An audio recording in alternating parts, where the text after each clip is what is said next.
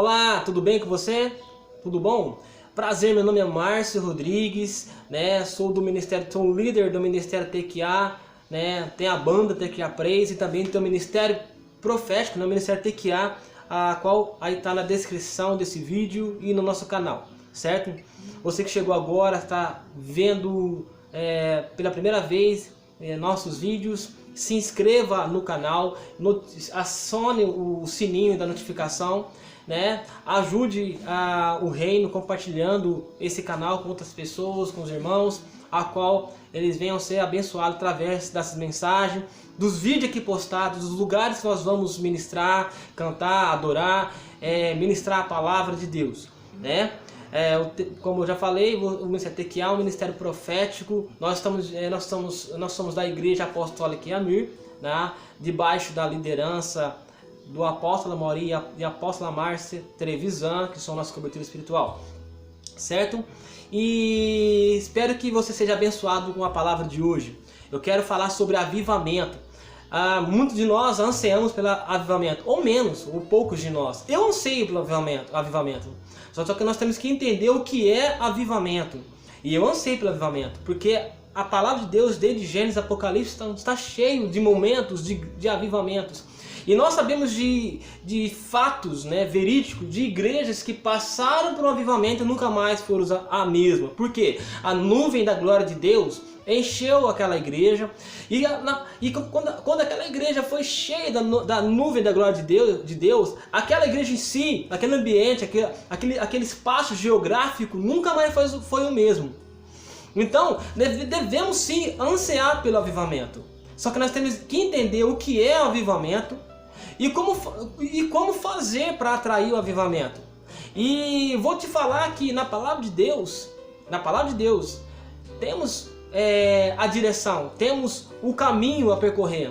E hoje eu quero falar sobre um rei que foi humilde, um rei que foi quebrantado, né? Um rei que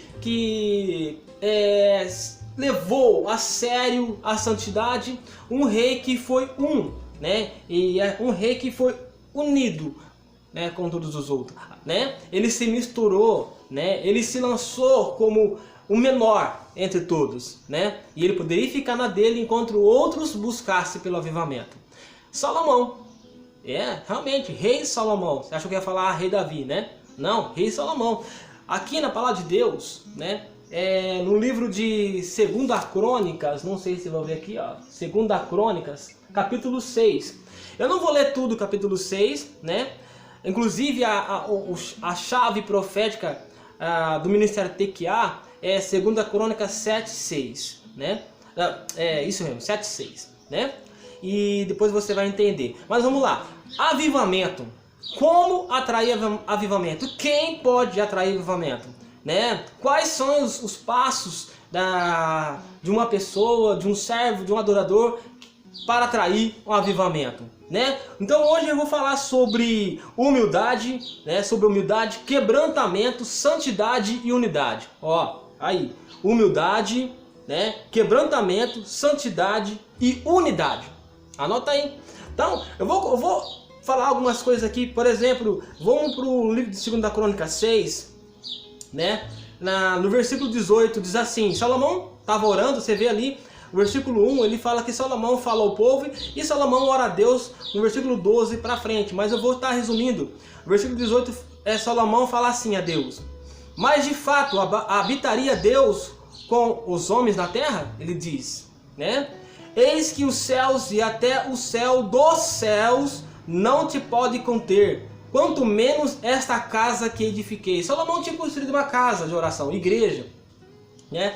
Aí ele fala para Deus em 19: atenta, pois, para a oração do seu servo e para a súplica, né? Ó Senhor meu Deus, para ouvires o clamor e a oração que faz teu servo diante de ti. Salomão começa a orar desde o versículo, né, do versículo 6, né? Do versículo 6 aqui você vai estar lendo, ou antes mesmo aqui, né? Ele começa a orar ao Senhor e foi vários dias clamando e orando até que Deus manifestasse a sua glória, até que a oração dele fosse ouvida. Ou seja, dele não, de todos ali que estavam clamando, né? Nós vamos chegar nessa parte, né? E Salomão era rei. Ele podia estar no trono, sentado de boa, tranquilo, esperando que os sacerdotes viessem fazer, que os levitas viessem a fazer, que os músicos, adoradores viessem a fazer, e ele esperasse, porque era o ofício deles a buscar no templo. Não, mas ele veio para o templo. Ele foi buscar o Senhor. Ele se uniu com os outros, né? Então, vamos lá, eu quero dar continuidade aqui. Primeira coisa que eu quero ler para você é que sempre foi um propósito do homem atrair a glória de Deus, né? Sempre foi o propósito do homem atrair a glória de Deus. Cada vez que a gente vem adorar ao Senhor, queremos que Ele se manifeste. Toda vez que eu vou numa igreja, toda vez que eu vou num congresso, toda vez que eu vou num seminário, é um desejo meu que a glória se manifeste. Eu não posso esperar que quem está lá em cima vai ministrar ou falar, ela traga sobre a minha vida. Lógico, é a função delas, nós vamos se unir, mas o primeiro aqui sou eu. Eu tenho que desejar a manifestação da glória de Deus. Muitas vezes você vai à igreja e quer que as coisas aconteçam, mas o seu coração, você sai da sua casa com o coração vazio, com o coração sem sentimento, com o coração sem desejo. Aí você chega na igreja e não acontece nada com você. E aí você fala que na igreja não aconteceu nada. Na verdade não aconteceu com você, porque seu coração não estava na presença, seu coração não estava desejoso para a manifestação do poder de Deus. Então, o primeiro aqui a atrair a presença de Deus somos nós, certo? E nós precisamos atrair a presença de Deus. Nós precisamos atrair a glória do Senhor, né?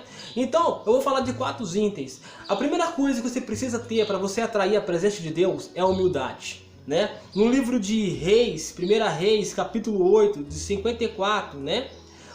Capítulo 8, versículo 54 e 11, né? O capítulo 11 e 11, né? 2 Crônicas 6:13, né? Vou até ler aqui, 6:13. Porque Salomão tinha feito uma tribuna de bronze de 5 côvados de comprimentos. Quem fez? Salomão fez. 5 de largura, 3 de altura. E puseram no meio do pátio, pôs em pé sobre ela, ajoelhou-se em presença de toda a congregação de Israel, estendeu as mãos para o céu e começou a orar ao Senhor. Ele disse: ó Senhor Deus de Israel, não há Deus como tu, nos céus e na terra, como tu que guardas a aliança e a misericórdia dos teus servos que de todo o coração andam diante de ti. Ele, como rei, dobrou o seu joelho. Ele não ficou esperando outros fazerem. Talvez você é um líder ministerial e você não tem essa atitude que Salomão teve. Você espera que os seus subordinados, aqueles que são na igreja que você congrega, venham fazer e Deus quer que você o faça. Ele montou o altar, ele montou o templo, ele se ajoelhou. Então o primeiro passo é a humildade.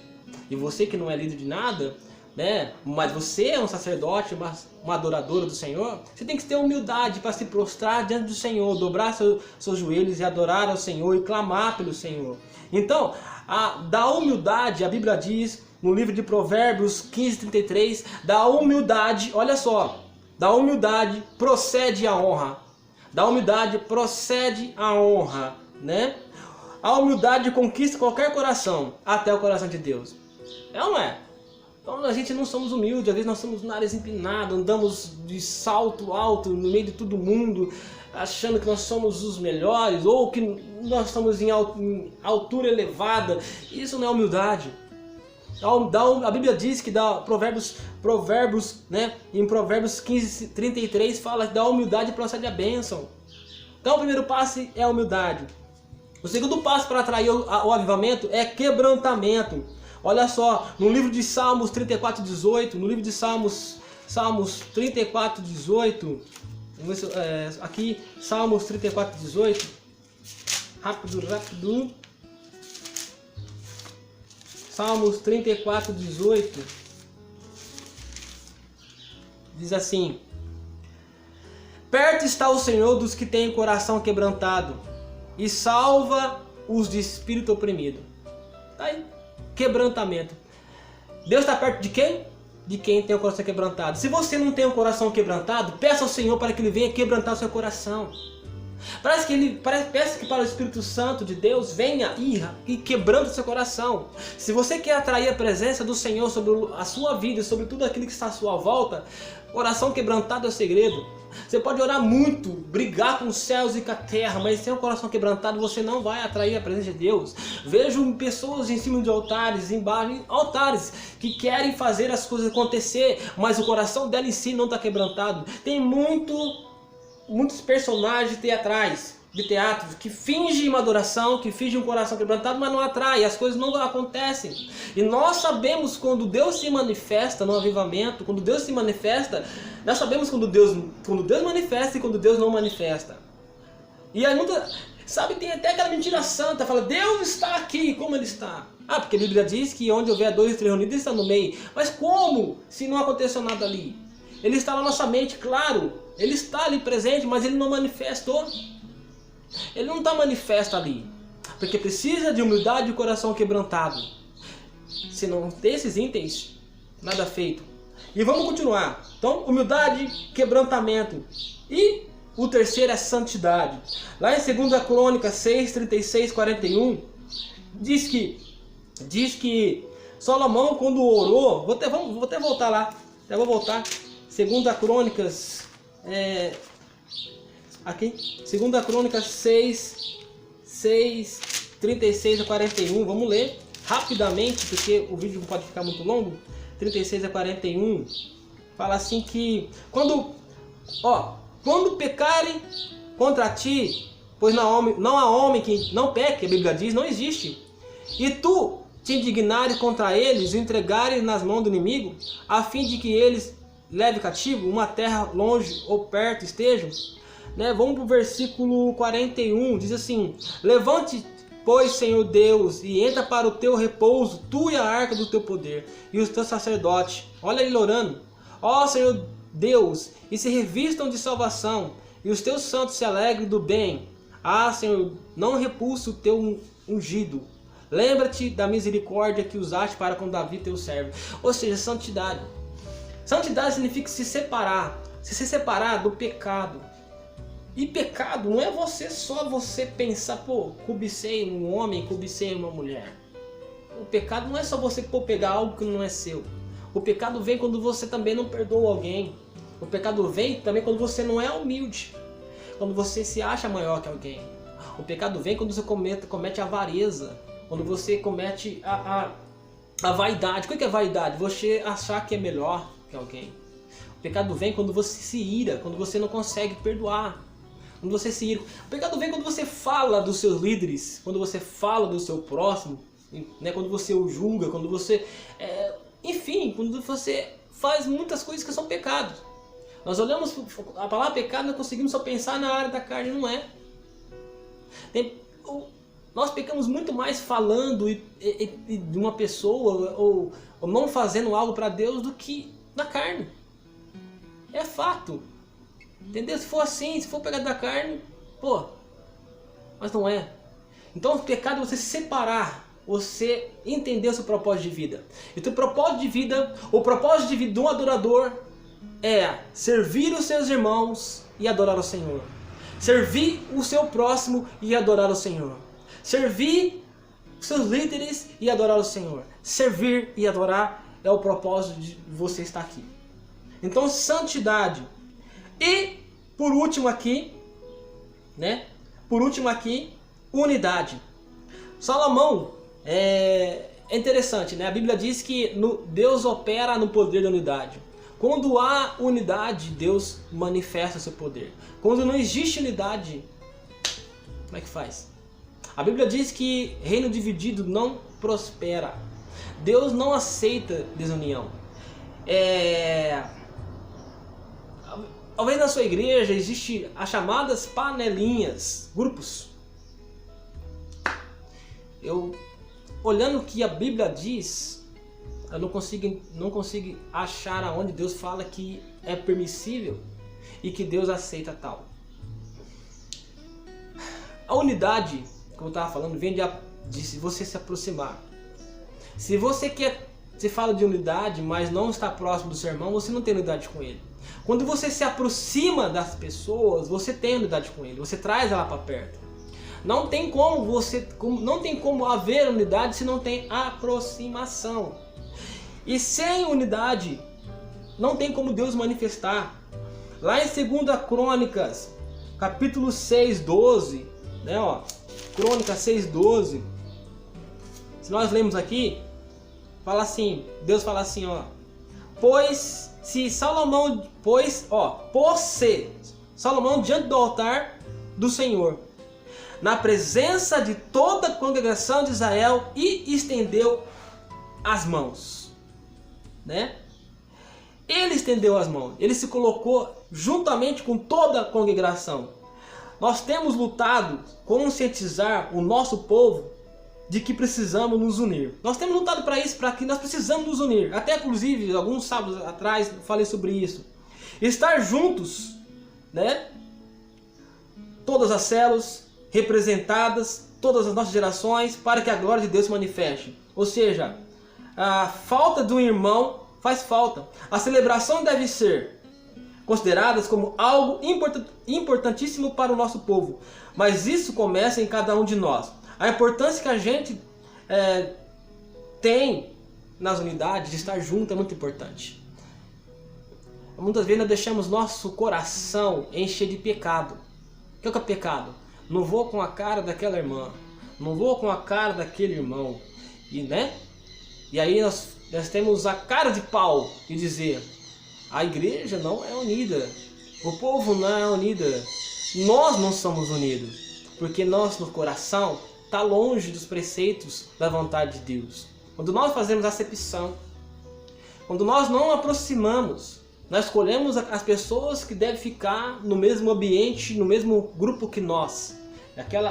Nós julgamos pelo que nós vemos, não por aquilo que Deus fala no coração. Esse dia eu coloquei e falei assim: se as pessoas parassem para ouvir a Deus a respeito de tal pessoa, Deus colocaria no coração dela um amor muito grande para a pessoa a qual ela não quer ela próxima. Acontece que nós ouvimos mais o nosso próprio interior, ouvimos mais o nosso coração do que o próprio Deus falando ao respeito do nosso próximo para nós. Queremos a unidade, mas não queremos nos aproximar. Queremos que a unidade aconteça, nós falamos unidade, mas nós não aproximamos. Existe muito mais o dedo julgador, né, do que a aproximação do abraço amigo. Eu estou aqui, conte comigo, né? Existe muito mais julgamento que a misericórdia. E Jesus, nosso Senhor, nos ensina sobre isso. Existe mais expor do que defender, levantar as mãos para nossos próximos. Nós temos destruído vidas. Nós temos já destruído vidas em vez de restaurar vidas. Sabia disso? Em vez de nós restaurar, nós temos destruído.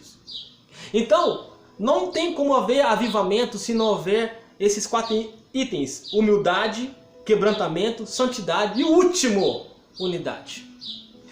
A unidade é poderosa. E eu vou te falar porque como é. Segundo a Crônicas, para encerrar, Crônicas 7.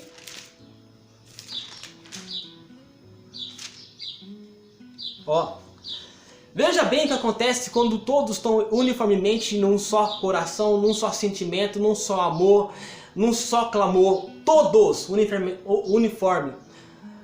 Todos com um líder. Na mesma visão. Todos. Sem discordância. Veja o que acontece. Tendo Salomão acabado de orar, desceu fogo do céu e consumiu o holocausto e o sacrifício, e a glória do Senhor encheu a casa. A glória do Senhor encheu a casa. 2 Crônicas 7:1. Versículo 2. Unidade. Os sacerdotes não podiam entrar na casa do Senhor, porque a glória do Senhor tinha enchido a casa. Quer saber da unidade? Versículo 6.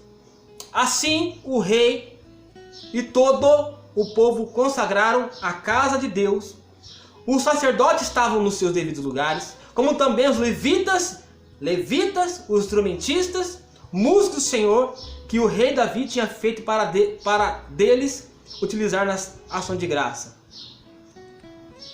O sacerdote que tocava os chofares estava de frente deles e todo Israel se mantinha em pé. Todo o povo, sacerdotes, levitas, músicos, chofaristas, estavam todos uniformemente em um só clamor, num só desejo, a manifestação do poder de Deus.